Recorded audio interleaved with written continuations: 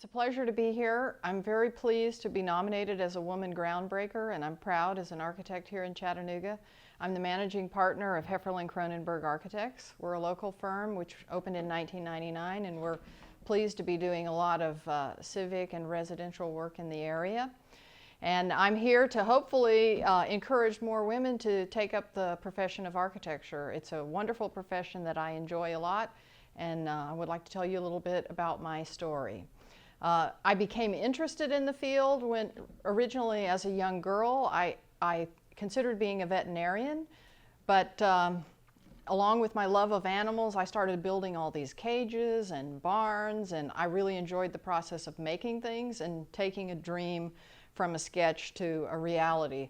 And then when I was 11, I went to visit my father's family in Switzerland, and I had a great uncle who was an architect. And I visited his studio, and I was just fascinated with all these little models and his drawings and renderings, and to see the interesting things he was doing with space, which were actually very avant-garde for the time. So I got interested in that and looked more into it with my career folks in high school, and they encouraged me to take math and science and physics, and I was helped with that by my father, who was a physicist, and he also encouraged me to do anything I wanted. Nobody ever put limitations on me as a young person. Nobody said, well, you should really be a home ec major, or the sciences aren't for you. So I pursued architecture, and along the way I also did many things, and I would encourage other young women to learn as much as you can about your profession.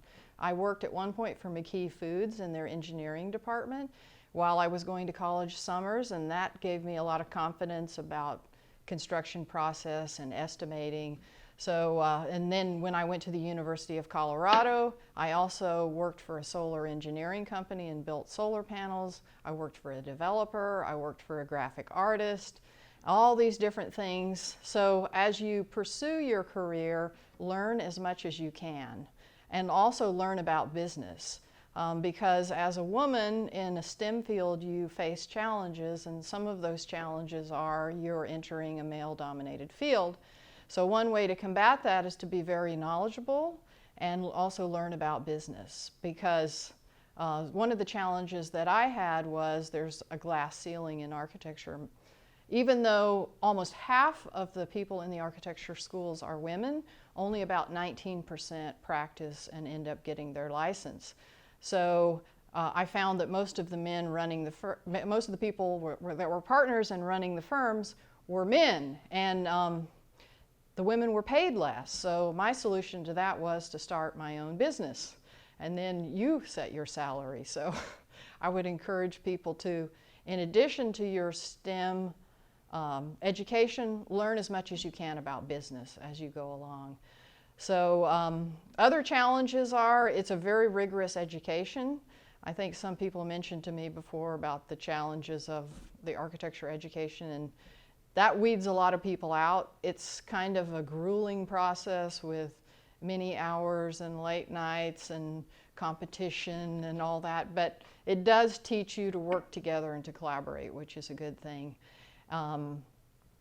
I also was asked about, or people often ask me, how do you see architecture evolving in the future?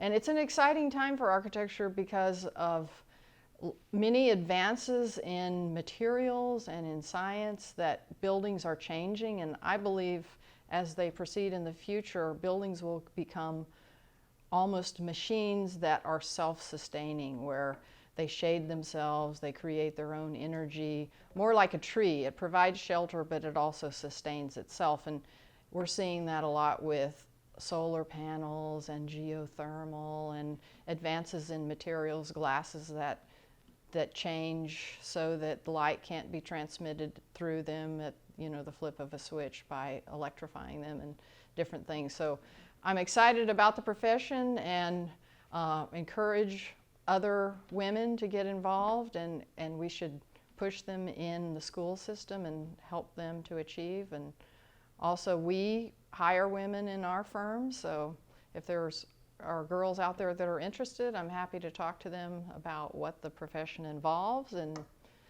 it's a lot of fun.